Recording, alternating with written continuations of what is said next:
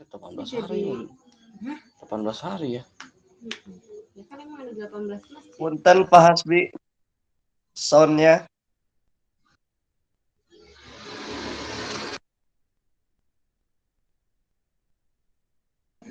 Maaf Kang, maaf. Aduh, hampura bisa. Oh iya ya, santai.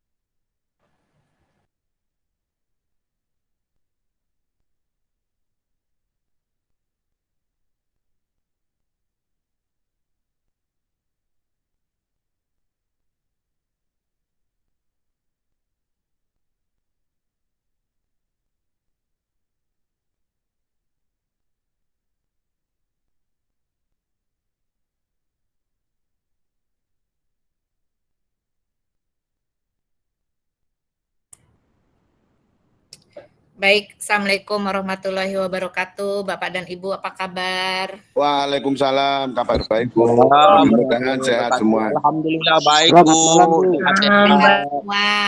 Oke, baik. Selamat malam, Bu. Malam. Mudah-mudahan sehat. Bagaimana kabar Bu dosen? Alhamdulillah, sudah mendingan, sudah bisa ketawa. Sudah 2 hari ini Bapak dan Ibu sudah enak ya badannya, tinggal pemulihan aja sebenarnya beberapa hari. Mudah-mudahan Senin udah bisa ke kampus, karena saya nih sudah berapa ya, sejak positif nggak ke kampus-kampus. Tapi ke kampus memang jarang. Memang sejak COVID ini kan kita ke kampus kalau ada perlu aja. Tapi karena mulai berlaku offline mulai tanggal 14 kemarin, jadi kita mulai ke kampus normal, tapi karena saya sakit, akhirnya cuti lagi. Ya, berapa? 2 minggu. Dan betul ya, ternyata 2 minggu baru negatif. Ini sudah 2 hari, sudah enak, sudah mulai selera makannya udah muncul lagi. Sehingga setiap hari makan apa ya yang enak. Nah, kalau kemarin-kemarin dikasih makanan enak dan gratis pun gak mau. Kalau sekarang nyari makanan enak dan gratis. Gitu ya Bapak dan Ibu, apalagi besok puasa pertama. Nah, ini kebetulan kumpul saya itu semuanya, jadi anak-anak saya juga kumpul. Nah, biasanya kita kalau puasa pertama biasanya kan kumpul ya, keluarga sahur pertama, buka puasa pertama biasanya kumpul. Nah, mudah-mudahan kita sehat semua bagi yang muslim, yang non muslim juga sama, sehat terus ya, karena perjalanan kita masih panjang. Hari-hari yang kita lalui masih terasa panjang selama virus ini masih ada. Karena kalau dikatakan sudah hilang, tidak, karena saya baru aja kena dan ternyata di luar negeri tinggi lagi. Saya lihat di berita itu di Korea itu tinggi sekali.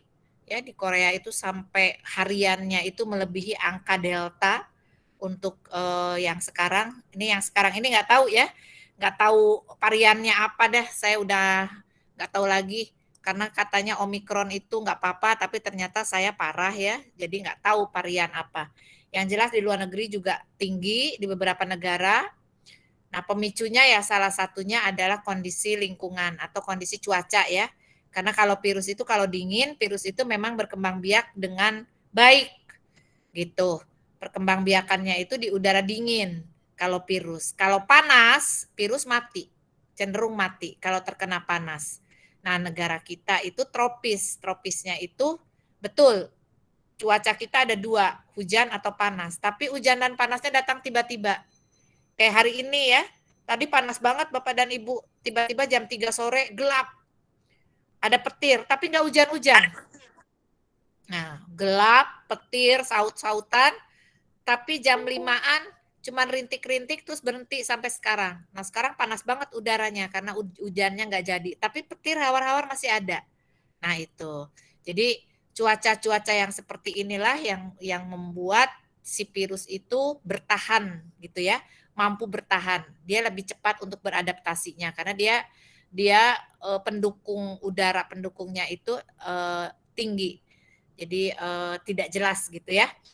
Nah, tapi walaupun begitu tidak usah khawatir Bapak dan Ibu karena kita sudah berusaha untuk ikhtiar sehat, sudah vaksin, kemudian prokes juga tetap jalan. Saya aja yang prokes udah jalan ya, ngajar kemarin hari Senin. Tas saya itu digelantungin pakai apa semprotan. Tuh, bawa tisu basah, habis pegang apapun pakai tisu basah langsung semprot. Ya, kena juga. Ya, kodratullah. Kalau memang Allah sudah berkehendak kena, ya dari manapun jalannya bisa. Saya itu termasuk hati-hati sekali Bapak dan Ibu. Suami saya itu kalau saya ke Alfa atau Indomaret saja, cuma beli roti misalnya, ya beli roti, itu ditunggu betul-betul dari mobil itu, ditunggu betul-betul nggak ada orang yang datang ke sana sampai sepi, baru saya masuk. Nanti ketika saya masuk mobil disemprot sama suami saya tuh, semprot semuanya, badan disemprot, sampai rumah langsung suruh ganti baju. Nah, artinya tingkat kehati-hatian kita sudah tinggi, tapi kalau memang harus kena ya tidak bisa apa-apa. Jadi ketika saya kena, suami saya juga udah nggak komen karena kita sudah berusaha. Kecuali saya selebor ya, misalnya tidak jaga. Nah, ketika saya kena mungkin suami saya akan menegur. Tapi karena kita sudah berusaha sehat ya, tidak ketemu orang dulu. Saya itu jaga banget karena ingin kuliah lancar ya. Jadi karena ingin kuliah lancar baik yang offline maupun online, jadi berusaha jaga. Baik, mudah-mudahan sehat semua. Nah, saya di e-learning sudah kirim 2 materi singkat. Yang pertama adalah tentang pendahuluan, masih sama dengan minggu lalu. Kemudian yang kedua itu tentang strategi bisnis. Kenapa strategi bisnis? Karena itu bagian dari manajemen operasi atau manajemen produksi. Nanti lebih lanjut kita akan buka contoh. Saya akan kalau waktunya cukup nanti kita lihat YouTube ya, ada BUMDes untuk contoh BUMDes. Kemudian ada beberapa contoh yang lain. Baik, kita buka saja. Yang pertama ya, materi kita itu adalah tadi tentang bisnis tadi ya. Oke, mudah-mudahan tentang ini bab 2. Nah, ini Bapak dan Ibu. Ini singkat materinya karena memang sesuai waktu, tapi nanti buku pedomannya atau buku pegangannya saya kirim di grup ya, tapi nanti besok-besok mungkin karena ini sudah malam. Bukunya nanti saya pilihkan yang mudah dicerna. Jadi yang Bapak Ibu bacanya mudah, nggak jelimet, jadi kapan aja bisa baca sambil tiduran, sambil mancing, ya, sambil nyantai, Bapak dan Ibu bisa buka, bisa baca.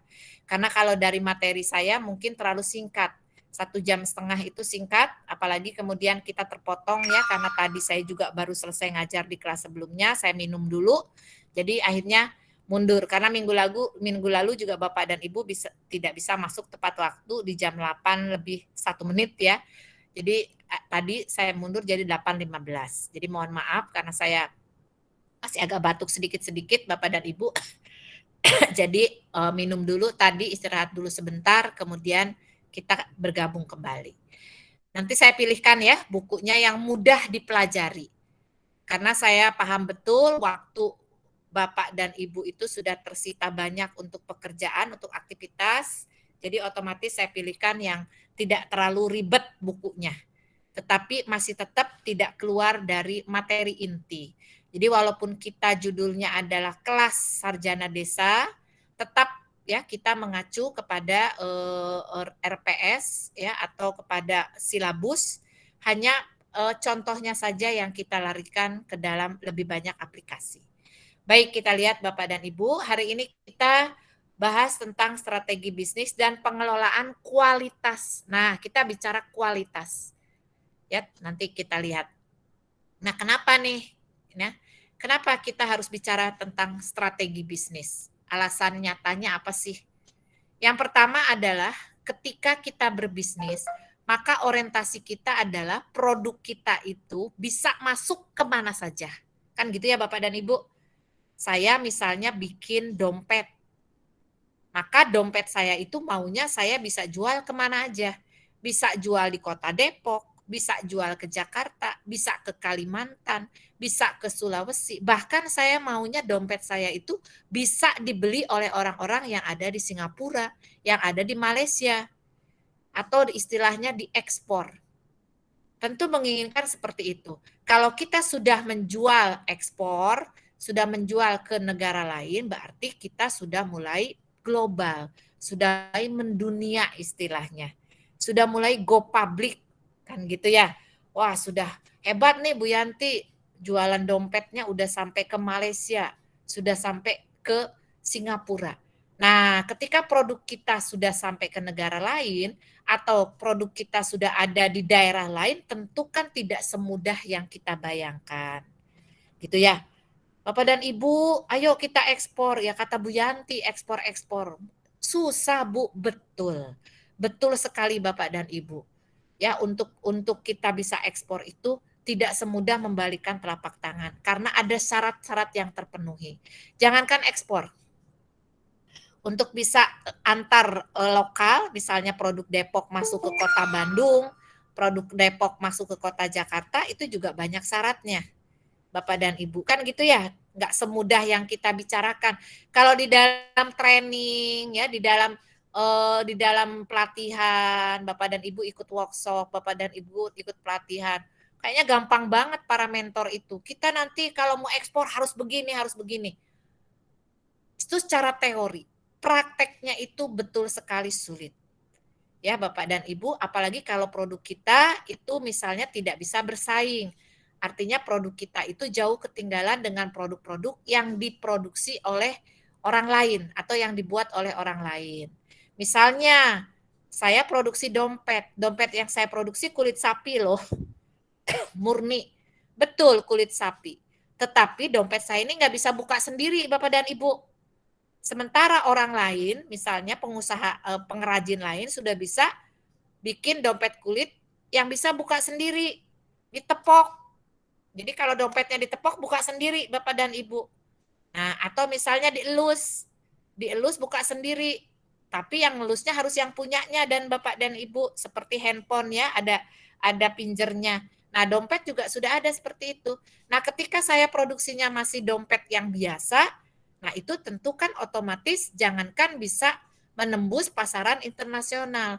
Untuk menembus pasaran nasional juga diragukan. Nah, tentu kan seperti itu. Gitu ya. Nah, Bu Yanti ini mimpi memang ada dompet ditepok. Nanti lama-lama ada Bapak dan Ibu. Sekarang aja lampu ditepok. Ya, lampu ditepok sudah ada. Jangan kan lampu ditepok. Kemudian mainan cucu saya, burung-burungan. Burung, jadi ada burung di dalam sangkar. Jadi kalau kita tepuk tangan, burungnya nyala Bapak dan Ibu. Lampu, nih lampu kita nih ditepok 3 kali nyala sendiri. Nah, itu ya. Atau Bapak dan Ibu kalau punya di apa itu radio atau televisi di mobil, kita panggil buka layar, nanti buka dia. Tutup layar, mati. Nah, artinya itu ada produk-produk unggulan kita. Jadi kalau kita membuat produk, kalau kita membuat barang atau jasa, kita menciptakan barang atau jasa, harus memiliki value, harus memiliki nilai, harus memiliki kelebihan dibanding produk lain. Atau biasa kita menyebutnya uniqueness. Kita memiliki keunikan tersendiri. Ya, yang diproduksi sama dompet kulit, tapi punya keunikan. Yang diproduksi sama sih, ya bebek goreng. Tapi apa kelebihannya, apa value-nya dari bebek goreng Bapak dan Ibu? Nah, kelebihannya misalnya bebeknya bisa menggoreng sendiri, ya. Misalnya, jadi kita tepuk tangan, bebeknya jalan sendiri misalnya. Itu boleh-boleh saja. Ya, di dunia sekarang tidak ada yang tidak mungkin Bapak dan Ibu karena teknologi. Dulu aja ketika saya kecil, ya. Saya itu masih ingat ketika saya telepon dari Leces, dari Surabaya, dari Jawa Timur ke kakek saya, nenek saya di Bandung. Itu kalau mencet telepon, aduh teleponnya itu kan zaman dulu itu yang diputarnya itu ya. Jadi putarnya itu bertret, itu yang diputar. Ada yang nggak diputar, yang ditarik tuh Bapak dan Ibu, yang kalau ngomongnya di mulut satu, di telinga satu, jadi ada 2 gini. Di mulut 1, di telinga 1, saya ingat banget itu di bapak saya, jadi digejrek-gejrek berkali-kali. Nah, ya, kemudian berkembang sampai ada HP 1000 umat. Nah, ketika ada HP 1000 umat, saya itu nyeletuk. Gimana ya caranya kalau kita nelpon bisa lihat wajah orang? Nah, saat itu mungkin ketika saya bicara gitu jadi tertawaan. Bagaimana bisa nelpon bisa lihat wajah orang? Nah, sekarang ada kan video call. Bisa kita ya Bapak dan Ibu, bahkan kita kuliah nih, kita nggak di kelas, tapi kita bisa saling tatap muka. Bisa lihat wajah masing-masing. Nah itu tadi, jadi bisa jadi nanti bebek kremes bikinan saya pun bisa jadi Bapak dan Ibu ditepok nanti langsung dia jalan sendiri ke wajan. Bisa saja ya, kalau itu teknologinya nanti mengacu ke sana. Tidak bisa yang tidak mungkin karena semua itu adalah ciptaan manusia, ide manusia, ya tentu saja semuanya itu berdasarkan izin dari Allah Subhanahu wa taala. Jadi semuanya itu adalah rekayasa atau buatan manusia. Ya, kalau teknologi itu otomatis seperti itu. Nah, untuk menjadi global, Bapak dan Ibu, pertama pasti ya tujuannya kenapa ingin global? Yang paling pertama adalah mengurangi biaya. Ketika kita produksi massal, ketika kita produksi, pasti kan kita ingin biaya berkurang. Biaya apa saja? Bisa biaya bahan baku, biaya proses, biaya SDM, ya, upah. Nah, tentu upah kita juga pengennya praktis. Tadi sore saya mengikuti seminar, diundang oleh Fakultas Ekonomi UI, karena kita ada riset kerjasama di bidang tenaga kerja, itu membahas tentang upah pekerja digital. Jadi kita maunya semua upah-upah apapun itu, baik itu perusahaan kecil, besar, menengah, ya, mau go public, mau perusahaan perseorangan, mau perusahaan milik keluarga, itu nanti semua digitalisasi. Jadi semua pengupahan itu melalui bank dan semua transaksi melalui bank. Nah, tadi pro dan kontra, termasuk saya sendiri juga masih kontra, karena bank itu semua ada biaya.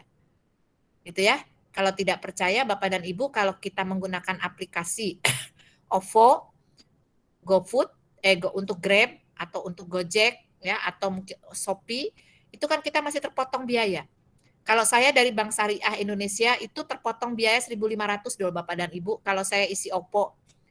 Jadi 1.500. Nah, isi OVO untuk sekarang ini saya butuh banget karena saya harus beli makanan ya, karena masih sakit, saya masih menggunakan Grab atau GoFood. Nah, maka otomatis saya harus isi. Nah, itu dari Bank Syariah Indonesia itu 1.500. Kalau satu hari satu transaksi 1.500, kalau setiap hari saya isi OVO, satu minggu taruhlah 5 kali 1.500, 7.500. Kali sebulan, kali 4, 30. Setahun 400.000. 300, 400.000. Tuh, 1 tahun 300, 400.000 loh Bapak dan Ibu biayanya untuk bank. Nah, itu juga tadi dibahas. Pekerja tentu berat.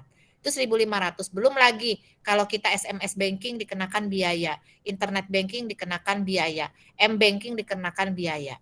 Betul tidak? Tanpa SMS banking, tanpa aplikasi apapun, hanya buku tabungan pun dikenakan biaya administrasi. Berapa lagi yang dipotong? Nah, jadi kalau kita melalui semua sistem pembayaran itu melalui digital, melalui perbankan, maka pertanyaannya adalah dari sisi biaya. Nah, nanti masuk ini ke dalam kajian kita di dalam manajemen operasi. Masuk Bapak dan Ibu. Apalagi kalau Bapak dan Ibu kerjanya di bank, itu masuk ya sebagai biaya. Jadi semua transaksi, semua operasional bank itu kalau sudah digital, maka tidak ada yang gratis Bapak dan Ibu. Cek saldo aja kita bayar. Kita padahal cek saldo ketika masuk. Enggak Bu, ketika internet banking kan enggak. Internet banking bayar Bapak dan Ibu aplikasinya. M-banking itu mereka dapat. Nah, kita kan ketika menyalakan internet itu ada yang tersedot. Nah, itu mereka nanti dari sana. Jadi semua apapun di dunia ini ya tidak ada yang tidak mengeluarkan biaya. Semua ada cost Bapak dan Ibu. Yang pacaran aja ada cost-nya ya. Nah, gitu ya. Yang pacaran aja ada cost-nya, mau nonton aja punya duit. Mau makan aja punya duit, kalau punya uang 50.000 berani nggak? Nih yang masih bujangan, 50.000 berani nggak ngajak pacar? Nah, kalau yang Bapak dan Ibu sudah berumah tangga 50.000 berani nggak ngajak pasangannya berduaan nih sekali-kali malam mingguan? Nggak cukup ya, makan pecel ayam aja nggak cukup 50.000 itu baru satu orang. Nah itu. Nah apalagi biaya bank. Jadi setiap perlu ambil uang ke ATM kena biaya. Nah itu. Ya, semua itu ada biaya, ada cost-nya. Living cost itu lebih tinggi. Nah, Bapak dan Ibu, itu biaya. Apalagi untuk manufaktur, untuk produksi, pasti butuh biaya. Biaya bahan baku. Bahan baku butuhnya biaya apa saja? Ya, beli bahan baku ada biaya. Ketika kita pesan bahan baku ada biaya. Enggak sih, Bu, kita cuma pesan by phone. Nah, kalau by phone ada biaya enggak? Ada pulsa yang kita keluarkan. By email ada biaya internet yang kita keluarkan. Secara tidak sadar semuanya ada biaya. Itu Bapak dan Ibu ya. Kemudian yang kedua, memperbaiki rantai pasokan. Karena memang di dalam manajemen operasi itu, inti dari manajemen operasi itu sebenarnya rantai pasokan Bapak dan Ibu. Kita bicara supply chain, rantai pasokan. Kenapa? Karena rantai pasokan ini kan bicara dari bahan baku sampai barang jadi. Dari mulai Bapak Ibu pacaran. Tuh, bicara pacarannya halal apa enggak? Halal lah ya pacarannya. Karena enggak ngapa-ngapain, cuma surat-suratan. Tuh zaman saya, zaman kita ya Bapak dan Ibu yang selevel sama saya, mungkin hanya surat-suratan. Beda dengan anak sekarang ada video call ya. Zaman saya masih surat-suratan. Tuh, karena mohon maaf waktu itu misalnya pacar saya waktu itu lagi koas ya di rumah sakit jauh sana di daerah Banten, tidak bisa telepon, belum ada handphone. Itu tahun berapa ya? Tahun 80-an Bapak dan Ibu, tahun 87 saya kuliah. Nah, berarti saya SMA itu sekitar 84. Tahun 1984 saya SMA. SMA kelas 1 berarti 85 kelas 2, 86 kelas 3, 87, kan 86, 87 lulus, 87 saya kuliah. Nah, bisa bayangkan, hanya surat-suratan, surat. Gitu.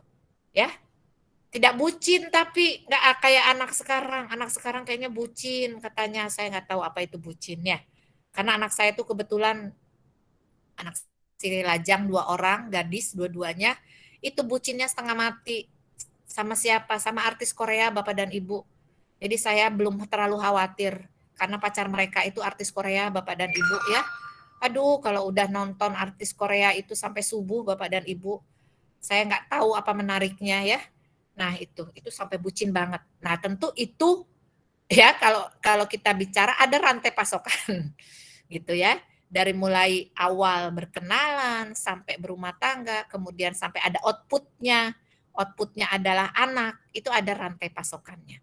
Nah, apalagi manufaktur, apalagi kalau kita bicara pabrikannya, pabrikasi, tentu ada bahan baku, ada prosesnya, dan ada hasil. Kemudian nanti ada evaluasinya, bagaimana, gitu ya. Nah, kemudian ketika kita ingin global, tentu kita juga untuk evaluasi produk kita itu nanti baik atau buruk.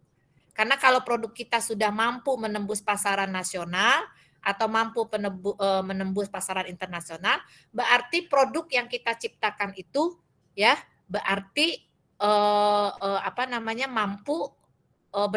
mampu bertahan atau bagus reputasinya sehingga bisa menarik pangsa pasar. Gitu ya. Oke, kita lanjut Bapak dan Ibu. Nah, di dalam strategi ketika kita menyebut strategi maka ada kaitannya dengan misi. Nah, Bapak dan Ibu juga punya misi kan tentunya ketika kita pacaran ada misi dong. Kan gitu ya. Tapi jangan misinya jangan BEP ya Bapak dan Ibu. Nah, Bu harus BEP Bu. Keluar 100.000 maka kita juga dapat keuntungannya 100.000 Bu pacaran ya jangan. Kalau pacaran tidak ada istilah BEP ya Bapak dan Ibu. Nah, BEP dalam bisnis boleh. Kalau dalam bisnis BEP boleh lah. Nah, itu kita punya misi. Ketika kampus kita membuat program sarjana desa, itu juga ada misinya Bapak dan Ibu, tapi Ibu nggak hafal, saya nggak hafal, saya paling susah menghafal kata-kata. Jadi kalau textbook saya paling sulit itu menghafal, itu penyakit saya dari kecil. Dulu saya itu repot kalau mau ujian atau mau ulangan mata pelajaran atau mata kuliah yang sifatnya hafalan. Jadi ketika mau ujian saya itu nulis Bapak dan Ibu di karton. Saya beli itu karton Manila yang warna-warni biru, merah ya. Saya tulis itu definisi-definisi, saya tempel di tembok kamar atau di langit-langit kamar. Nah, jadi ketika mau tidur saya baca itu sampai hafal. Jadi saya baca sambil teriak itu Bapak dan Ibu karena saya nggak bisa hafalin. Nah, itu penyakit saya sampai sekarang. Jadi kalau definisi saya jujur nggak bisa hafal. Terus saya baca definisi manajemen menurut Perry ini sampai hafal, sampai tertidur. Besok paginya mau ujian geratakan lagi nggak hafal. Tapi kalau berhitung rumus cepat hafal saya. 1 kali saya belajar rumus, 1 kali saya menghitung, itu selamanya saya ingat. Nah itu. Jadi mungkin Bapak dan Ibu juga ada yang seperti saya, ada yang kebalikannya. Suami saya menghafalnya jago Bapak dan Ibu. Suami saya hebat kalau teori, tapi ketika rumus dia pelupa. Nah, jadi masing-masing orang itu punya kelebihan masing-masing. Disitulah kompetensinya Bapak dan Ibu. Nah, itu ya. Nah, ketika kita membuat program sarjana desa, ada misinya, ada visinya. Misi, visi, kemudian ada strateginya. Jadi strategi itu sebenarnya apa? Misi itu adalah menyatakan alasan kenapa kita membuat organisasi. Jadi kalau kita membuat program sarjana desa, maka misinya alasannya. Apa alasannya? Nah, strategi itu adalah tindakannya, actionnya untuk mencapai misi. Itu adalah strategi. Nah, di dalam kehidupan sehari-hari, secara tidak disadari, kita pasti ada actionnya Bapak dan Ibu. Bapak dan Ibu pasti ada strateginya. Semuanya bikin strategi. Ya, mendidik anak ada strateginya. Setiap orang punya strategi. Tapi strategi yang dimiliki orang itu tidak dipaksakan, tidak bisa dipaksakan ke orang lain. Strategi saya mendidik anak mungkin bisa saya tulis ke dalam buku. Itu strategi saya. Tetapi ketika Bapak Ibu mempraktekkannya di keluarga, ya, Bapak dan Ibu mempraktekkannya ke anak Ibu, belum tentu berhasil. Nah, itu yang harus dipahami. Lalu untuk apa kalau begitu, Bu, buku yang Ibu buat strategi mendidik anak? Setidaknya Bapak dan Ibu ada panduannya, ada pagernya. Nah, pagernya itu ada. Walaupun di dalam kehidupan normal tidak ada hidup yang lurus. Pasti hidup kita itu belok-belok. Ya, dalam matematika aja hidup itu harus lurus. Karena ada persamaan garis lurus ya Bapak dan Ibu. Di dalam matematika sudah belajar persamaan garis lurus. Nah, dalam matematika itu lurus-lurus aja semua. Tapi dalam kehidupan tidak ada yang lurus Bapak dan Ibu. Tapi setidaknya kita ada pagar. Nah, pagar itulah yang kita gunakan. Nah, terutama untuk bisnis, itu mungkin bisnis saya strategi XYZ berhasil. Tetapi mungkin untuk Bapak dan Ibu strategi XYZ tidak berhasil. Mungkin Bapak dan Ibu bisa melakukan strategi ABC. Atau Bapak dan Ibu yang lain strateginya bisa menggunakan KLM. Dan lain-lainnya. Tapi setidaknya kita ada pedomannya. Gitu ya. Nah, bagaimana nih strategi kita? Satu, memanfaatkan peluang dan kekuatan, menetralkan ancaman, dan menghindari, apa tadi ketutup saya ya. Nah, pencapaian misi ini bisa dilakukan kalau di dalam manajemen strategi, yaitu dengan melakukan pembedaan. Pembedaan nanti dibahas di manajemen strategi khusus. Kemudian ada tentang leadership, cost leadership. Kemudian ada respon yang cepat. Jadi kita itu harus cepat respon, cepat tanggap. Kalau di dalam mikroekonomik, elastisitasnya harus tinggi, harus cepat tanggap, harus reaksinya cepat, jangan lamban. Jadi kalau kita ibaratkan dengan tanaman, Bapak dan Ibu itu harus seperti putri malu. Nah, putri malu tuh kalau kita sentuh langsung bereaksi ya, dia langsung malu-malu. Nah, kalau kita tapi jangan malu-malu Bapak dan Ibu ya, kalau tersentuh kita harus semangat. Nah, itu bisnis juga begitu. Jadi kalau misalnya respon cepat itu, Bapak dan Ibu tuh harus cepat dapat merespon demand atau keinginan dari konsumen. Sehingga produk kita itu nanti sangat diminati Bapak dan Ibu. Menurut teori seperti itu. Jadi saya tidak mengajari karena Bapak dan Ibu mungkin lebih jago sebenarnya ya. Tetapi menurut teori gitu. Gitu loh. Baik, kita lanjut. Nah, kalau tadi kan ini menurut strategi, kalau begitu bagaimana menurut operasi di dalam strategi operasi, karena kan penekanan kita di dalam manajemen operasi. Nah, kalau menurut strategi operasi, kalau kita ingin strategi kita adalah untuk internasional, maka kita bisa menggunakan ekspor dan lisensi untuk memasuki pasar global. Kelemahannya tingkat tanggapan lokal rendah. Artinya untuk ekspor ini peluangnya tinggi, tetapi daya kemampuan kita yang rendah. Nah, kenapa? Ya bisa jadi produk kita. Contohnya Bapak dan Ibu untuk ekspor rotan misalnya ya, Bapak dan Ibu yang ada di daerah Kalimantan mungkin kan banyak sumber daya rotan yang ada.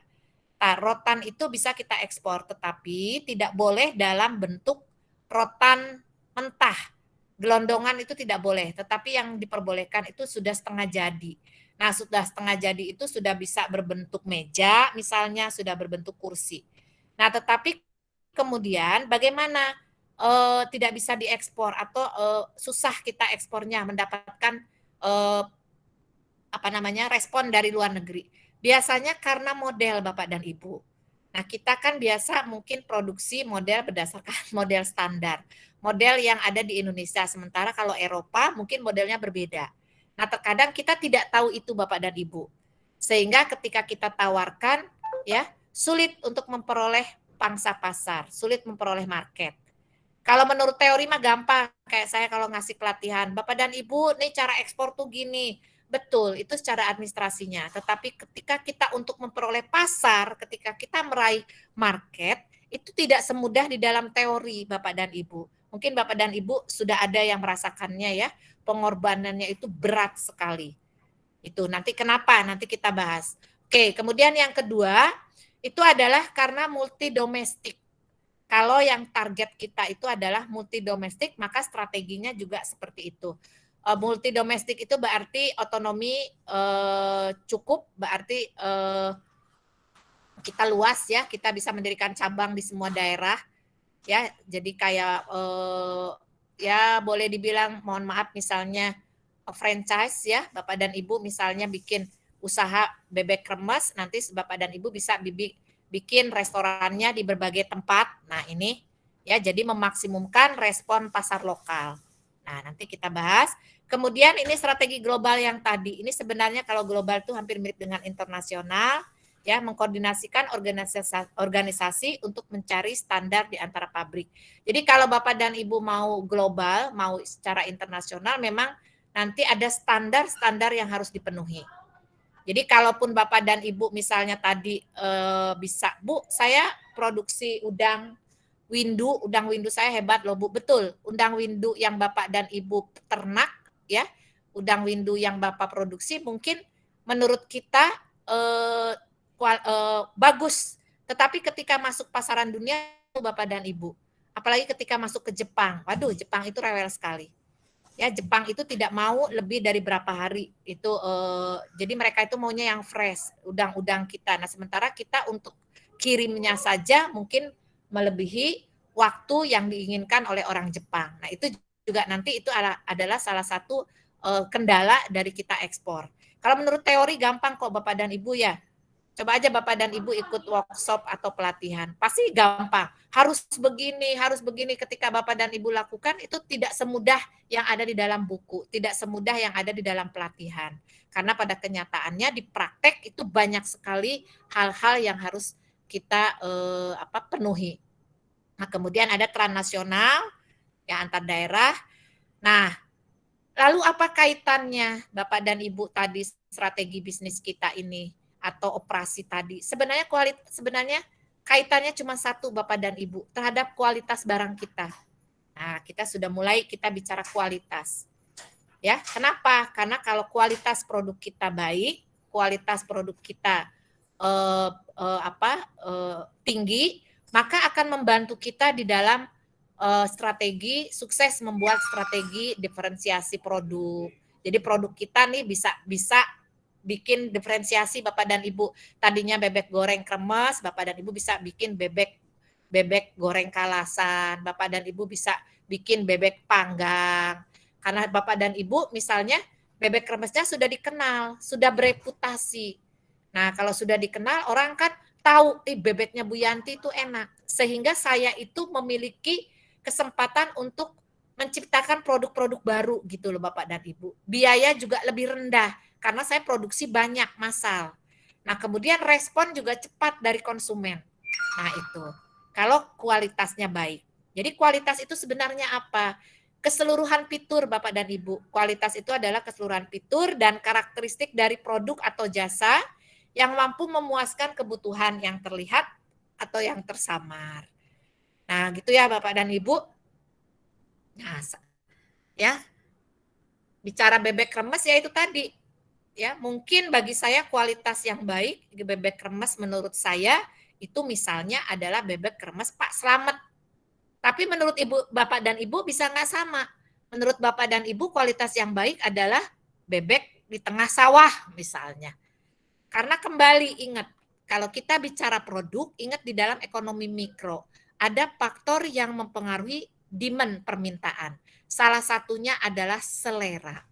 Jadi kualitas yang baik saja tidak diikuti oleh selera dari konsumen, tidak diikuti oleh harga jual, itu juga nanti akan berdampak buruk. Jadi banyak nih Bapak dan Ibu ya produk-produk yang sudah dianggap berkualitas tiba-tiba menaikkan harga jual. Nah, orang jadi beralih. Enak sih, tapi harganya jadi naik. Nah, orang jadi beralih. Kenapa? Karena merasa bahwa sudah tidak terjangkau. Nah, beralih ya, cari yang cari merek lain atau produk lain. Nah, begitu Bapak dan Ibu. Nah, di dalam kualitas ada 3 pendekatan Bapak dan Ibu yang bisa kita lakukan. Yang pertama adalah pendekatan berdasarkan user atau pengguna. Nah, kita nih sebagai konsumen itu adalah pengguna. Nah, pendekatannya ke sana Bapak dan Ibu itu biasanya dilakukan berdasarkan riset pasar. Nanti bagian marketing yang membantu. Jadi riset pasar, jadi bagian marketing akan membantu ya dia melakukan riset pasar apakah produk yang diproduksi oleh Bapak dan Ibu itu memenuhi keinginan konsumen atau tidak. Nah, kalau misalnya produk dan Bapak dan Ibu itu nanti diinginkan oleh konsumen, maka nanti hasil riset pasarnya itu penjualannya akan tinggi, Bapak dan Ibu. Kemudian bisa berbasis manufaktur, pabrikannya, berdasarkan manufaktur dan berdasarkan pendekatan produk. Oke, kita lanjut. Nah, kenapa kita bicara kualitas, Bapak dan Ibu? Karena tadi ya, kualitas itu bisa menaikkan reputasi kita, bisa menaikkan value, bisa menaikkan nilai perusahaan. Nah, maka logikanya kalau menaikkan reputasi, menaikkan value, menaikkan nilai perusahaan, maka secara tidak langsung akan menaikkan tingkat penjualan kita, Bapak dan Ibu. Ya, penjualan kita naik nih. Nasi uduk Bu Yanti itu di GoFood atau di GrabFood itu ratingnya 5. Pasti dicari orang. Nah, nanti dilihat, direview sama Bapak dan Ibu. Nasi uduk Bu Yanti ini apa kelebihannya? Ada yang karena banyaknya, dengan 10.000 nasi uduknya banyak, karena banyaknya ternyata dapat rating. Nah, jadi kalau ada orang yang makannya banyak, mendingan beli nasi uduk Bu Yanti. Ada yang karena rasa, Bapak dan Ibu. Rasanya enak, walaupun sedikit tapi puas. Nah, ya jadi macam-macam. Nah, jadi rating tadi, atau reputasi tadi itu berdasarkan selera Bapak dan Ibu. Harga dan selera itu bergantung sekali. Jadi orang yang suka pedas pasti carinya makanan pedas-pedas. Nah kayak saya suka pedas tapi perutnya udah nggak kuat, saya nggak bakal cari makanan yang pedas. Karena begitu saya makan hari ini pedas, besok paginya udah nggak bisa ngajar Bapak dan Ibu ya. Nah Bapak dan Ibu mungkin sama. Tuh, tapi anak saya tahan Bapak dan Ibu. Ya, sampai level berapapun mereka sampai keringetan, sampai nangis juga masih dimakan juga. Dan perutnya kuat Bapak dan Ibu. Itu perbedaannya. Jadi di situ. Nah, itu mampu meningkatkan penjualan. Nah, mampu menaikkan penjualan, maka otomatis secara tidak langsung juga akan meninggikan penjualan. Maka di sini profit margin juga tinggi Bapak dan Ibu. Keuntungan penjualan naik ya. Respon kalau penjualan kita naik, kemudian keuntungan kita naik, maka respon kita untuk menanggapi komplain dari konsumen, komplain dari nasabah juga cepat Bapak dan Ibu. Kan gitu ya. Kalau ada komplain biasanya lebih cepat perusahaan-perusahaan itu. Kalau yang bereputasi. Kenapa? Karena dia ingin memperbaiki produk terus. Supaya produknya itu tetap dikenal oleh konsumen. Kemudian harga juga kita tetap evaluasi, jangan sampai harga kita tinggi ya, karena ingat pesaing kita banyak. Ketika kita naikkan harga, nah konsumen sudah melirik pesaing lain nih, melirik produk lain. Ya, itu hati-hati. Baik, kita lanjut. Nah, kenapa kualitas penting? Karena yang pertama tadi menaikkan reputasi perusahaan, yang kedua adalah keandalan produk kita, dan yang ketiga adalah keterlibatan global. Artinya kalau produk kita andal, produk kita bereputasi, maka untuk menembus pasar global juga tinggi Bapak dan Ibu. Itu teorinya. Seperti itu ya.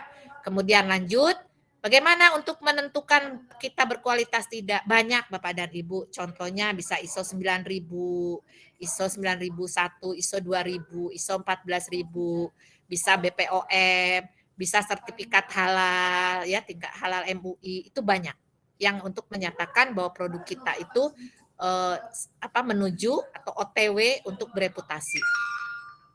Bisa menggunakan TQM Bapak dan Ibu ya, ini TQM nih ya, kemudian ini TQM tadi menggunakan perbaikan yang terus-menerus. Nah, kita ini perbaikan.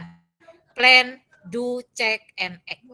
Artinya kita itu melakukan planning, kemudian kita kerjakan, kita recheck ya produk kita, kemudian kita ada tindakan, respon cepat. Jadi kalau ada pelanggan komplain jangan diomelin ya Bapak dan Ibu. Kadang kita nggak sadar loh ya, saya pun pernah berbisnis begitu, ini bawel banget. Tetapi konsumen itu adalah raja Itu yang perlu kita ingat. Sehingga apapun keluhannya kita harus dengarkan dan kemudian kita melakukan perbaikan di dalam. Itu menurut teori seharusnya seperti itu Bapak dan Ibu. Tetapi pada prakteknya tentu tidak semudah itu ya. Karena untuk melakukan perbaikan di dalam itu tentu menyangkut kos. Kenapa? Ya bisa saja menyangkut bahan baku. Jadi kalau bebek kremes yang Bapak dan Ibu produksi itu misalnya diprotes karena kebetulan bebek yang Ibu gunakan atau bebek yang Ibu dan Bapak beli itu bebek yang tidak fresh misalnya sehingga hasilnya juga tidak maksimal. Nah, ketika Bapak dan Ibu harus beli bebek fresh harganya lebih tinggi. Nah, berarti harga jualnya tidak bisa harga jual segitu. Nah, itu adalah butuh lama, tidak langsung hari ini instan kita merubah produk, tidak bisa seperti itu. Tentu nanti ada perbaikan yang dilakukan oleh manajemen. Walaupun bisnis yang Bapak dan Ibu lakukan adalah bisnis rumahan, home industry, perusahaannya perusahaan perseorangan, tentu kan tidak mudah semudah itu ya Bapak dan Ibu untuk merubah. Tetapi minimal ada usaha untuk perbaikan. Nah ini perbaikan yang terus-menerus ya. Atau menggunakan kalau di dalam manajemen produksi atau operasi itu menggunakan Six Sigma. Itu ada, ini adalah untuk perbaikan terus-menerus.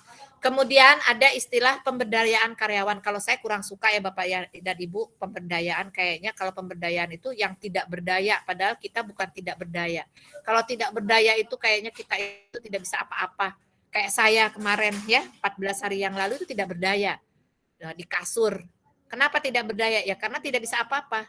Nah, istilahnya kalau pemberdayaan itu kayaknya kita dalam kondisi kredit ya, dalam kondisi memang bangkrut perusahaannya atau tidak bisa usaha sama sekali. Nah, tapi mau dikata apa? Karena menurut teori ada istilah pemberdayaan. Jadi kalau saya lebih senang mengoptimalkan karyawan. Jadi karyawan yang ada itu kita optimalkan, tentu saja Bapak dan Ibu hati-hati. Ketika kita mengoptimalkan karyawan, maka kaitannya nanti dengan penggajian hati-hati. Jadi ada kalanya kita mengoptimalkan karyawan tapi tanpa disertakan dengan insentif, bonus dan sebagainya. Itu harus tetap Bapak dan Ibu lakukan. Jadi walaupun saya tidak memiliki karyawan banyak, misalnya saya punya usaha perseorangan, karyawan saya hanya ada 2. Ketika Bapak dan Ibu mengoptimalkan karyawan tadi, maka Bapak dan Ibu juga harus memberikan insentif, harus memberikan supportnya, gitu ya. Oke, kemudian di sini harus ada komunikasi Bapak dan Ibu. Komunikasi 2 arah.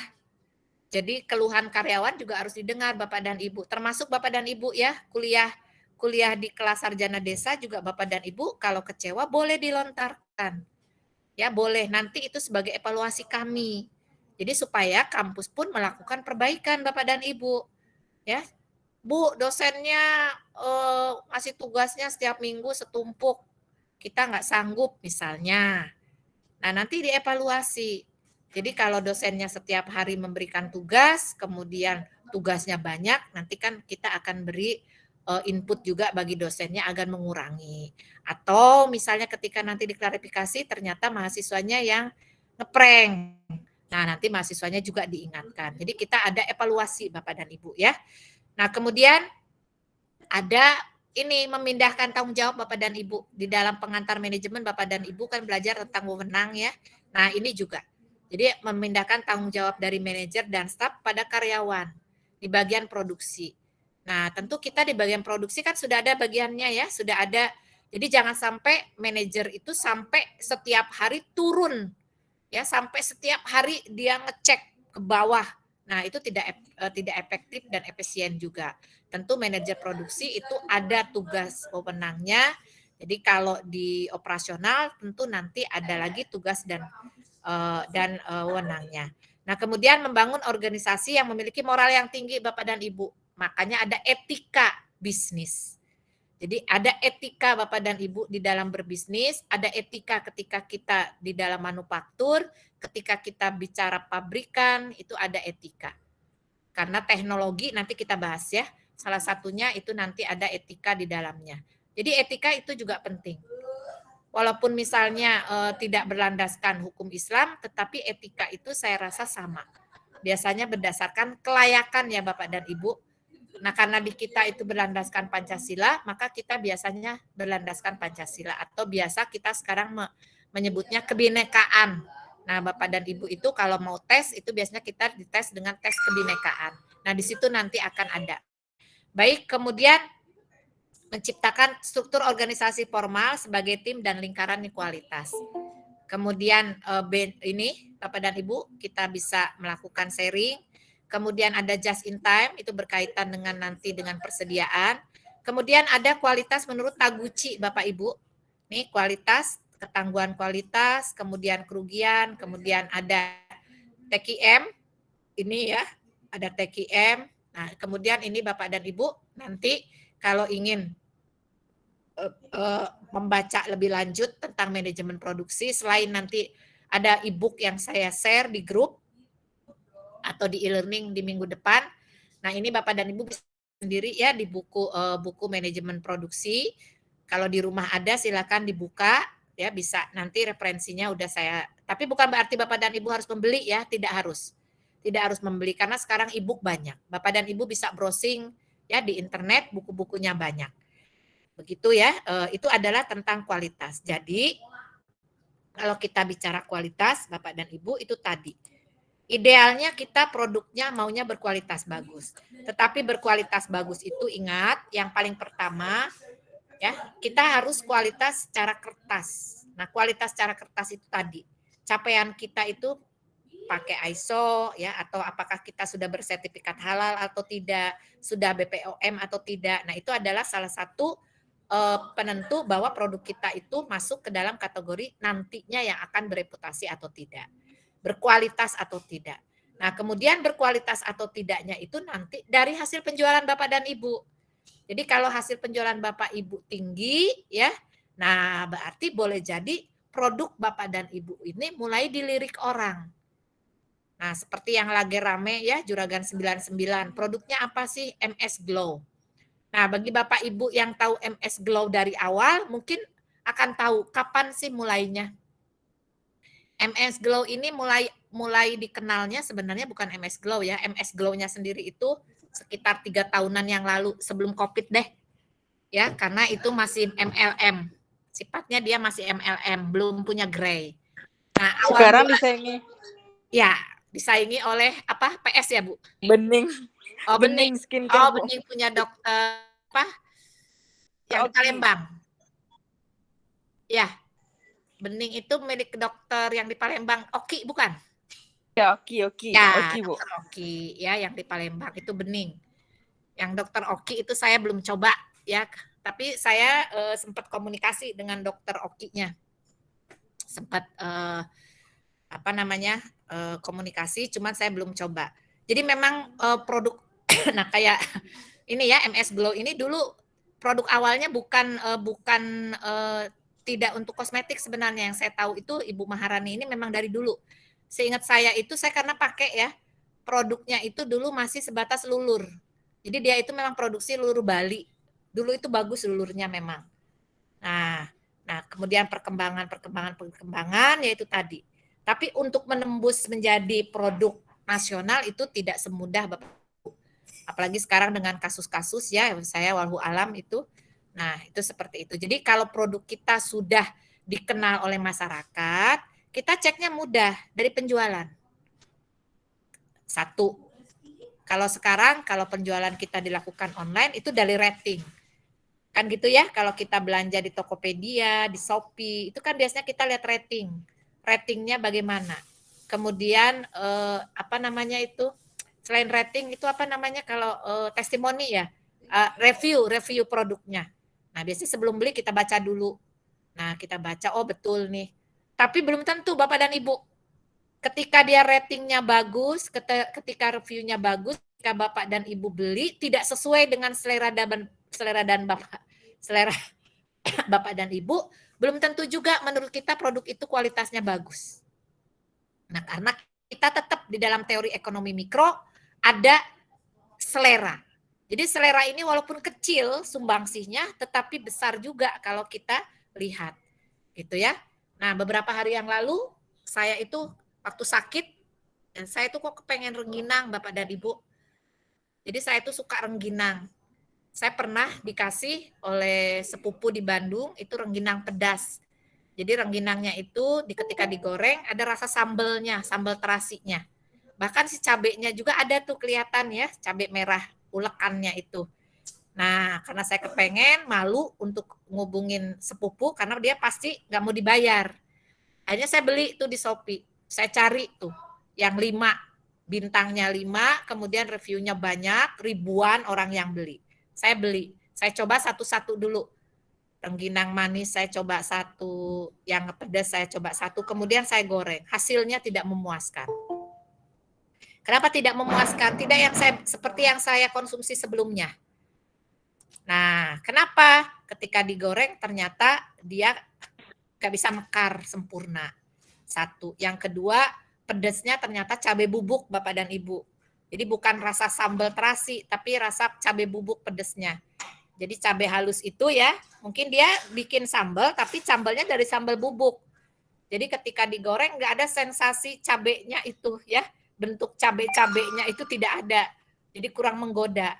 Nah, tapi masih dimakan Kak, masih enak. Cuman tidak seenak ketika saya makan pertama kali.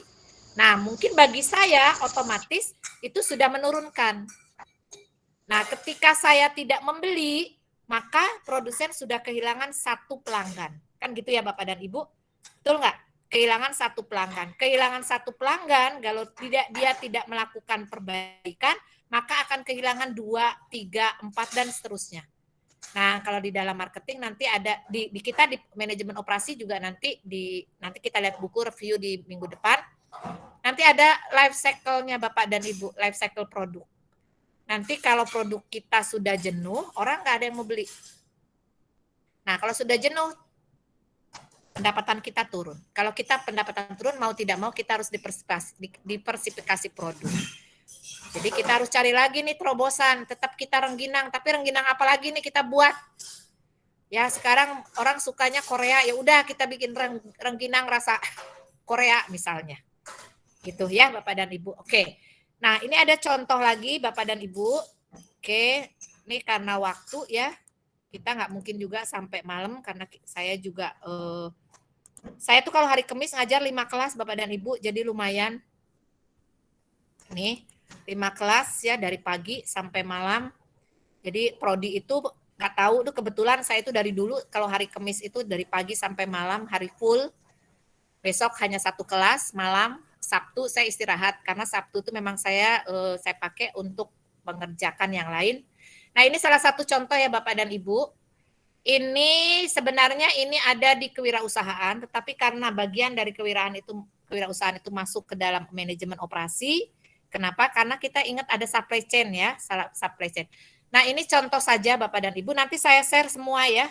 Jadi apa yang saya berikan pasti saya share, entah itu di grup atau entah di e-learning. Ini hanya contoh saja Bapak dan Ibu, ini adalah tentang UKM di Kota Semarang. Ini adalah faktor penghambat dan pemicu menjadi ekopreneur. Ada ekopreneur. Jadi ini di sini adalah kalau eko itu berarti green. Jadi apa namanya entrepreneurship, wirausaha hijau. Jadi Bapak dan Ibu itu berusaha menjadi seorang wirausaha hijau. Hijau itu apa? Hijau itu yang peduli terhadap lingkungan. Nah, kita akan nanti menuju kepada supply chain, green supply chain. Jadi kita itu menuju green nantinya, diarahkan ke sana, halal.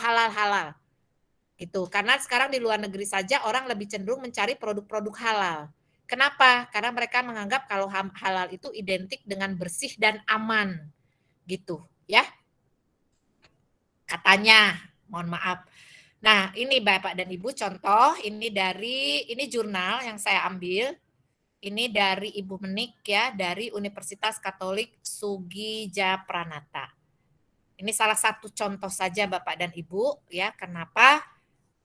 Sebenarnya contoh lain banyak, nanti termasuk supply chain, termasuk kekuatan BUMDes, bagaimana kekuatan koperasi itu ada semua, nanti kita bahas. Ya, karena kita memang ke sana larinya. Nah, ini dulu. Karena sebelum kita berbisnis, sebelum kita melakukan usaha, sebelum kita bekerja, sebelum kita bergabung di manufaktur, jiwa kitanya dulu kan Bapak Ibu ya, jiwa kitanya dulu yang harus kita siapkan. Makanya saya masuk dari entrepreneurship-nya dulu. Nah, ekopreneur itu maksudnya apa sih sebenarnya Bapak dan Ibu? Artinya, saudara Bapak dan Ibu itu menjadi wirausaha tetapi dengan 3 catatan. Yang pertama adalah eko-inovasi.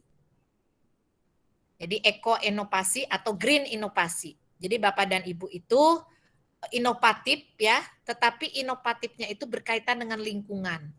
Jadi Bapak dan Ibu itu berkreasi membuat barang dan jasa, tetapi ketika menciptakan produknya tadi, ketika menciptakan barang ataupun jasa, itu dikaitkan dengan lingkungan Bapak dan Ibu. Entah itu limbahnya, entah itu sumbernya nanti, inputnya, entah itu prosesnya, outputnya, itu nanti dikaitkan dengan lingkungan. Satu. Kemudian yang kedua berkaitan dengan eco-komitmen Bapak dan Ibu, green commitment. Nah, ini adalah penciptaan dan implementasi kebijakan yang membantu ya berfokus pada aktivitas hijau. Jadi aktivitasnya itu kepada lingkungan juga Bapak dan Ibu. Ini yang sekarang kita lagi di Indonesia ini kita terapkan itu. Semuanya green karena kita berharap akan sustainable. Semuanya itu akan berlanjut Bapak dan Ibu. Nah, yang ketiga adalah eco opportunity, green opportunity. Berkaitan dengan peluang, ya, peluangnya ini adalah dapat menyelesaikan masalah di dalam lingkungan. Nah, itu adalah yang green-green tadi. Apakah ada kendala? Nah, menurut penelitian dari Ibu Menik di IKM Semarang, jadi Bapak dan Ibu nih, kalau ada yang di Semarang, benar nggak nih penelitiannya Ibu Menik? Nah, di Semarang itu ternyata ada kendala katanya. Ini ya, apa kendalanya? Nah, ini. Barrier-nya apa, lag-nya apa, kendalanya menjadi ekopreneur itu apa? Yang pertama adalah lack of informasi. Kurangnya informasi Bapak dan Ibu. Nah, ini kita akui. Kurangnya informasi ini beragam. Bisa karena informasinya tidak ada atau memang informasinya sedikit, bisa jadi kita yang mencari informasinya yang kurang Bapak dan Ibu. Nah, apalagi ibu-ibu nih, ya kayak saya ada waktu luang lebih senang nontonnya misalnya drakor, ya drama Korea. Nah, sehingga informasi yang kita butuhkan untuk hal-hal yang menunjang bisnis kita kurang Bapak dan Ibu. Nah, ini. Itu ya. Terutama bisnis hijau Bapak dan Ibu ya, ini yang akan membantu kita di dalam penerapan bisnis. Jadi ini biasanya yang berkaitan dengan clean. Jadi ketika Bapak dan Ibu bikin bebek kremes bebek kremes tadi, bebeknya Bapak dan Ibu dapat dari mana? Cuci bebeknya di mana? Airnya mengalir kemana? Nah, atau kerupuk kulit ya, kerupuk kulit Bapak dan Ibu itu dicucinya di mana? Dicucinya pakai Biclean Bu biar bersih. Nah, itu menurut kesehatan bagaimana? Itu nanti akan ada. Itu biasanya berdasarkan informasi Bapak dan Ibu. Kemudian yang kedua, keterbatasan atas pengetahuan dan kemampuan untuk membagi informasi yang terbatas. Nah, keterbatasan atas pengetahuan itu bukan karena tingkat pendidikan yang rendah Bapak dan Ibu, tetapi mungkin saja karena kita tidak pernah mendapatkan pelatihan ya. Sama ketika kita masak bebek, saya ketika masak bebek nggak tahu kalau masak bebek itu air pertamanya harus dibuang. Karena kalau tidak dibuang bau amis. Nah, itu tentu itu kan salah satu pengetahuan. Atau misalnya rebus bebeknya pakai air kelapa. Nah, itu semua kan kita dapat dari pengetahuan. Nah, kemudian lack of awareness, kurangnya kesadaran dari Bapak dan Ibu terhadap lingkungan. Kemudian ada terbatasnya pendanaan publik. Nah, pendanaan ini yang utama sebenarnya. Bisnis apapun yang Bapak Ibu lakukan ya, itu biasanya lag-nya atau kendalanya adalah dana. Itu ya, ini adalah yang ditemukan oleh Bu Menik tadi. Nah, kemudian solusi ini ya, faktor pemicunya bisa green value, nilai lingkungan. Jadi kita bisa melakukan green ecopreneur atau greenpreneur, itu yang pertama dari diri sendiri Bapak dan Ibu, kesadaran kita. Makanya tadi saya bilang attitude, ada etika. Jadi kalau kita beretika, maka otomatis di dalam berbisnis pun kita bisa lurus green. Karena di dalam etika itu tadi membuang limbah kemana? Buang limbahnya ke selokan depan rumah. Nah, tentu itu akan mengganggu tetangga. Itu gitu ya. Saya pengen banget bikin peternakan ayam, peternakan bebek. Saya bikin aja di pekarangan rumah. Nah, tentu nanti kotorannya akan kemana. Nah, itu juga harus kita perhatikan ya Bapak dan Ibu. Nah, kemudian peluang ya atau celah marketnya. Ini juga harus kita perhatikan. Kemudian mencari penghasilan untuk keberlanjutan hidup. Nah, ini dia. Nah, biasanya UMKM atau UKM kecil mikro ya, mikro dan kecil itu biasanya ketika berbisnis itu hanya sekedar untuk keberlanjutan hidup saja. Hari ini jualan, ada modal jualan, besok sakit nggak jualan, cari modal lagi, jualan lagi. Nah, itu kendala. Kemudian ketertarikan Bapak dan Ibu di bidang apa? Kemudian seperti itu ya faktor penghambat. Nah, ini yang diketemukannya Bapak dan Ibu, nanti bisa baca sendiri, ini hasil dari penelitian. Nah, nanti Bapak dan Ibu bisa baca sendiri ya. Jadi ini nanti saya share. Kemudian ada satu lagi Bapak dan Ibu, itu dari YouTube Bapak dan Ibu ya. Nanti di YouTube ini salah satu contohnya itu adalah untuk BUMDes. Jadi ada BUMDes yang berhasil Bapak dan Ibu, nah ini karena kita banyak dari BUMDes dan Bapak Ibu banyak yang di BUMDes, nanti silakan ya browsing di YouTube itu banyak, tetapi yang akan saya ini BUMDesnya, lupa tadi saya lupa namanya, Punca Media ya. Ini ada di Punca Media, itu ada BUMDes, dia bahas tentang BUMDes terbaik. 2019 Ini. sampai 2018 sampai 5 menit ya, kita lihat dulu. 4 unit usaha baru itu adalah agrobisnis, kemudian ada juga akademi komunitas, ada swalayan desa.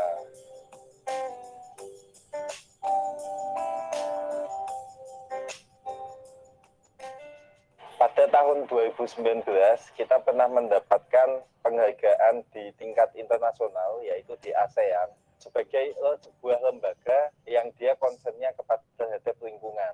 Nah, itu satu-satunya badan usaha milik desa yang mendapatkan penghargaan tingkat internasional di tingkat ASEAN. Kemudian tahun 2019 juga itu BUMDes dijadikan sebagai BUMDes terbaik nasional karena pendapatannya yang mencapai 6,3 miliar pada tahun 2019.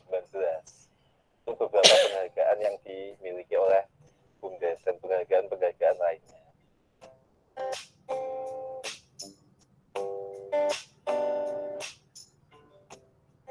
Jadi terutama di awal-awal ketika kemudian tempat itu kita jadikan sebagai tempat pengelolaan sampah. Ketika kita tahu bahwa kemudian setelah kita bongkar dengan menggunakan alat berat itu kemudian 1-2 bulan penuh lagi itu kita sampaikan ada tempat ini kita.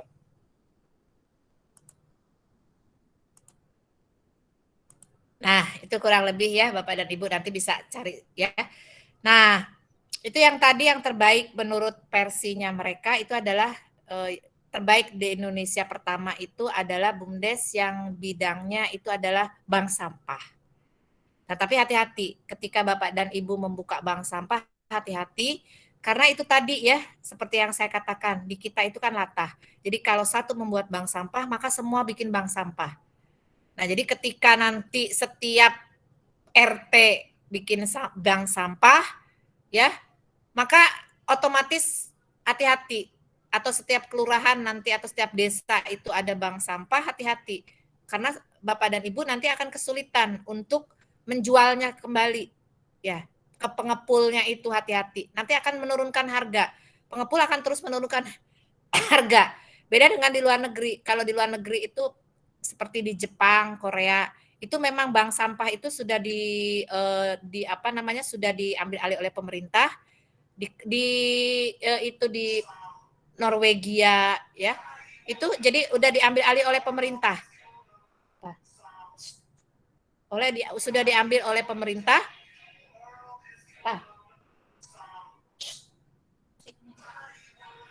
Jadi sudah diambil alih oleh pemerintah, itu mereka sistemnya itu benar-benar seperti menabung Bapak dan Ibu.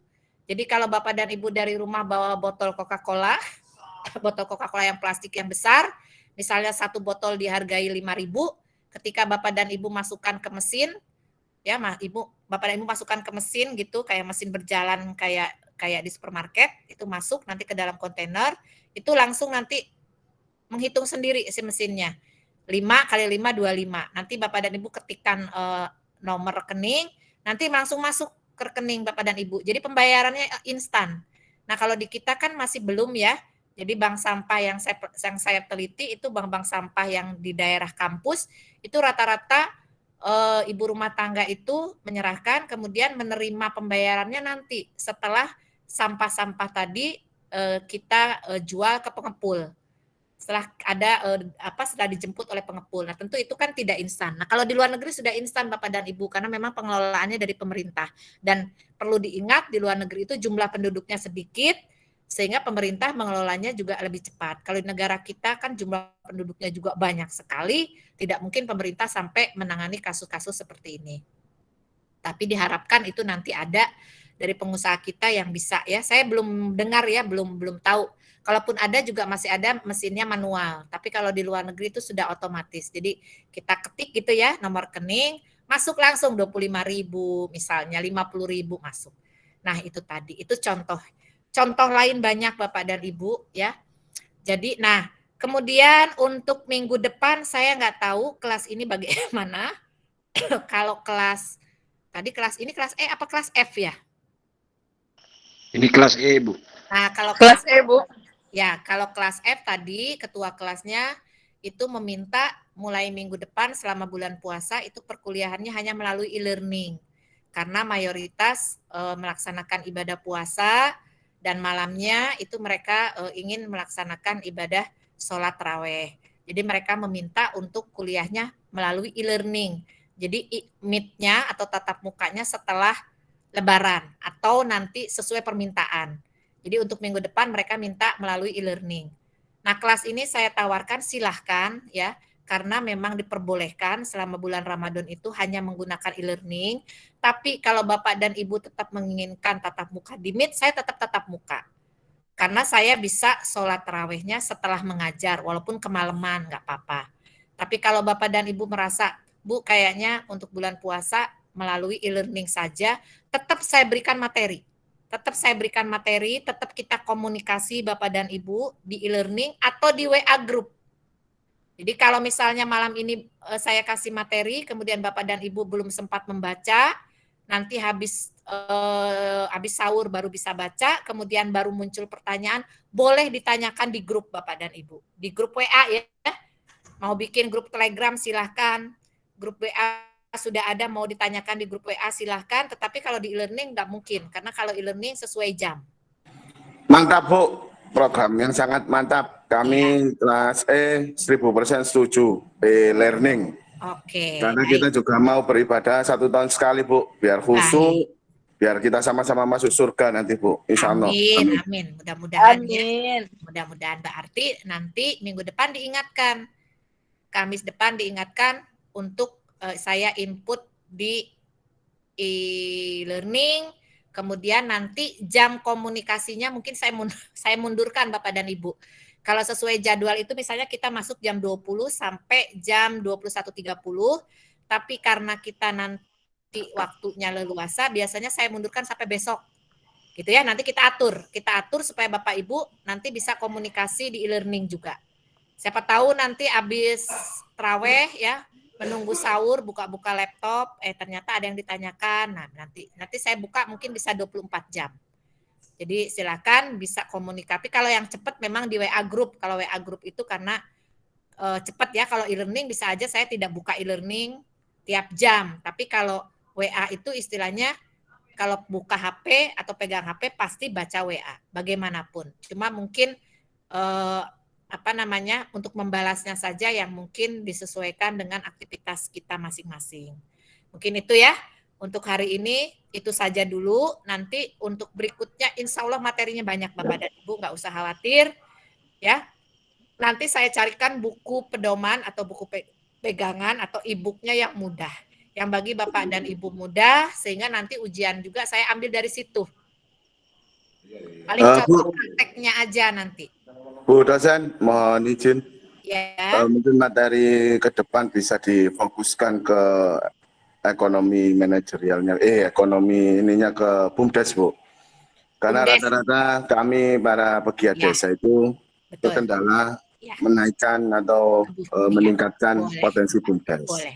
Tadi Kita sudah ya bisa tadi. berdiskusi Bu di sana. Ya. Nanti kita bisa Oke, boleh. berdiskusi. Tadi sudah Siap. ada contoh dari tadi yang BUMDes terbaik ya. Yang BUMDes terbaik itu nanti dari YouTube-nya Bapak dan Ibu, nanti link YouTube-nya saya kirim ke grup. Nanti Bapak dan Ibu bisa pelajari, bisa dengarkan ya. Karena itu nanti bisa jadi itu bisa menjadi tips bagi BUMDes kita. BUMDes dan dari Bapak Ibu yang kelola. Nah, kalau dari saya mungkin secara dasar tetap saya berikan teori di dalam operasi, tetapi mungkin nanti sharingnya. Nah, mungkin sharingnya nanti habis Lebaran ya, baru kita sharing. Jadi selama puasa mungkin saya habiskan aja materi untuk materi dasarnya. Nanti kita tinggal sharing Bapak dan Ibu, kita kaitkan dengan kit BUMDes kita masing-masing. Ya.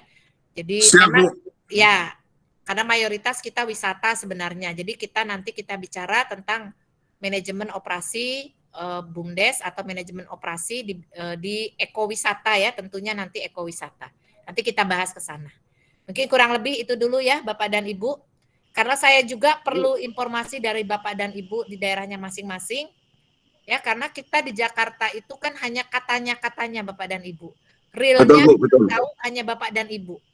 Gitu. Jadi kami pun walaupun mengadakan riset dengan Kementerian Pedesaan dan Pedesaan ya dengan transmigrasi, kami itu hanya berdasarkan data BPS Bapak dan Ibu. Nah, data BPS itu kan juga hanya data kuantitatif. Deskriptifnya itu semua ada di Bapak dan Ibu sebenarnya. Ya. Jadi kalau kita ngobrol seperti sekitar 2 bulan yang lalu saya ngobrol dengan kepala desa di daerah Serang, di Cinoyong, desa Cinoyong, ya itu betul-betul padahal itu Serang itu ada di Jawa Barat, dekat dengan Jakarta loh Bapak dan Ibu, tapi tersentuh. Sehingga mereka itu tidak tahu kompetensi daerahnya apa, di desa itu kompetensinya apa tidak tahu Bapak dan Ibu. Sehingga mereka bingung mau produksi apa. Nah itu, padahal dekat loh dari Jakarta. Artinya begitu banyak orang-orang pintar di Jakarta, tetapi yang dekat saja itu tidak tersentuh Bapak dan Ibu. Jadi mereka nggak tahu. Saya tanya kepala desanya, yang nggak tahu mau bikin apa, keripik pisang udah banyak, mau bikin emping udah banyak katanya. Nah itu, jadi perlu sentuhan gitu ya. Nah mungkin nanti bisa sharing Bapak dan Ibu antar daerah, bisa sharing dengan keunggulan masing-masing, keunggulan dari produk Bapak dan Ibu masing-masing. Oke, itu dulu ya Bapak dan Oke, Ibu. Bu, siap. Istirahat dulu. Maaf Bu, Sehat. Mohon izin Bu. Amin. izin Bu. Ini materi di e-learning belum ada Bu. Saya udah inputkan. Ada di pertemuan 2. Ada Bu. Ada Pertemuan dua. kedua. Ya, ada Pertemuan dua. kedua. Oh, di Di pertemuan materi 2. Pak, ya di materi. Pertemuan 2 ada Nanti 2. Bu. kalau Mohon misalnya izin. nggak Oke, ada, oke. nanti Makasih, temennya Bu. suruh share di grup, ya. Nggak apa-apa. Oke. Itu Bu. saja. Ya, Bu, sedikit Bu. Berarti Ya. kita ini pertemuan kedua Bu ya. Yang pertemuan pertama, Bu waktu sakit itu berarti tidak dihitung Bu ya. ya. Nanti saya ganti Bapak dan Ibu. Nanti tetap saya ganti, tapi nanti. Jadi tetap nanti akan saya ganti pertemuannya, jadi harus sama. Jadi karena saya terlambat 1 kali, ya berarti baru 2 kali. Sementara orang lain sudah 3 kali. Berarti saya utang 1 kali Bapak dan Ibu. Nanti saya tambah. Diganti e-learning aja loh Bu. Boleh nanti ya. Nanti kita cari. Yang terpenting sepakat kita. Jadi jangan sampai mendua Bapak dan Ibu ya. Oh enggak Bu, Ya, kita sepakat tenang sama-sama aja. enak. Sepakat, Ya, Bapak dan setuju. Ibu ikhlas, saya pun ikhlas. Jadi otomatis perkuliahan kita juga lancar. Begitu ya Bapak dan Ibu. Tugas Siap, belum Bu. ada ya Bapak dan Ibu. Nanti tugasnya. Iya Bu. Ya, Sehat saya semuanya. bukan tipe Ibu yang tugasnya izin banyak, sebentar. tapi ada. Tugas ada, tetap ada, tapi nanti saja. Nanti saya sesuaikan dengan Bapak dan Ibu ya, supaya Bapak dan Ibu juga bisa mengerjakan semuanya. Itu. Baik, untuk hari ini cukup. Mohon izin Ya, Bu. ya. Izin Bu, Ibu. Maaf sebenarnya untuk mengunduh materi terlalu sempit waktunya Bu, hanya dari jam 20 sampai 21.30 ya Bu. Iya, betul. Soalnya kami yang agak jauh, jaringannya Oke. agak ngelet Bu. Akhirnya Ya. dari tadi saya mengunduh nggak Bisa ya? progresnya nggak hijau-hijau. Oke. Iya. Ya, Sama itu Bu, tadi. kurang ini Mulai seperti Ya. itu Paling juga, Bu. kurang 3 hari, Ya, Bu. baik. Ya, Kasih baik. Itu tadi waktunya. yang saya katakan ke Pak Nur Amiril. Nanti waktunya saya perpanjang. Nah, Iya, Bu, karena baik. itu sesuai dengan jam mengajar. Jadi biasanya dosen mengisi sesuai dengan jam mengajar. Nah, tapi nanti untuk minggu depan, nanti saya perpanjang Bapak dan Ibu ya. Bisa 2 hari, Baik, Bu. nanti kesepakatan 2 kali 24 jam. Itu misalnya. Sehingga Bapak, karena kalau merubah, itu dari deskripsinya saya ubah. Dari deskripsinya itu harus jamnya diubah, sehingga ketika materi juga diubah. Nanti untuk minggu depan. Jadi untuk minggu 1 dan 2 sudah aja biarkan karena sudah tertutup. Saya juga nggak bisa mengubah karena kalau sudah Bapak dan Ibu download itu sudah close, nggak bisa diapa-apain. Jadi kalau sudah ada yang download udah close. Jadi nggak bisa saya rubah. Itu memang kalau mesin kan gitu ya Bu, Bu ya. Mesin itu kan buatan manusia. Kalau kita sudah bikin gitu ya dia nurut. Nah, makanya Iya, Bu. ketika minggu depan saya bikin, saya mundurkan, nanti saya umumkan misalnya berapa kali 24 jam. Jadi Bapak dan Ibu Baik, Ibu. leluasa. Baik, mungkin Baik, itu Bu saja dosen. dulu ya. Terima Baik, jaga kasih, kesehatan Bu. Bapak dan Ibu, karena sehat itu mahal ya. Tidak hanya mahal dari sisi uang, tapi dari sisi waktu kita. Saya merugi banget kemarin seminggu ya, terkapar di tempat tidur, itu rugi sekali. Kenapa? Karena tidak bisa kangen-kangenan sama keluarga. Biasanya mau puasa gini kita kangen-kangenan sama keluarga, akhirnya tertunda. Saya sama ibu saya cuma nangis-nangisan lewat telepon ya, karena ibu saya juga nggak bisa ke sini, saya juga nggak bisa ke ibu saya. Nah itu tentu kan kita merugi. Jadi sehat. Sama saya nggak kangen, Bu. Hah? Kangen Sama lah, saya tapi nggak kita kangen. pelukannya susah Pak. Baik, yang penting sehat semua ya Bu, Bapak dan Ibu. Yang penting sehat ya, yang penting Amin, sehat. Amin, amin. Itu yang utama. Baik, nanti kita komunikasi di grup ya Bapak dan Ibu. Hari ini cukup, itu saja kita tutup Baik, dengan Bu. baca hamdalah. Alhamdulillah. Alhamdulillah.